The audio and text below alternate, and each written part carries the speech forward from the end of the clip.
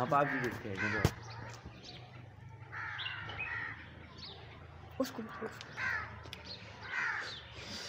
ओ ये तो अहमद भाई, ये तो पबजी अहमद भाई अस्सलाम वालेकुम। क्या पबजी गेम खेल रहे हो? हाँ अहमद भाई बस ही शुगर मेला लगाया हुआ। आप सुनाए किधर है? आप तो बड़े परेशान हूँ, फिर रहे हैं यार। मैं इतना परेशान हूँ। तुम पबजी गेम खेल रहे हो तो मैं नहीं पता लगा चाइना में गलत गोश्त खाने की वजह से क्या हो गया। क्या हो गया? हम गोश्त खा खा के लोग जब कादर वगैरह कोरोना वायरस आया हुआ है, कितने रोज बंदे मर रहे हैं, कितने अखबार में, जियो न्यूज में, टीवी में, हर जगह यही यार मुझे तो नहीं पता, आपको पता है? नहीं नहीं कुछ नहीं यार हमें तो नहीं पता।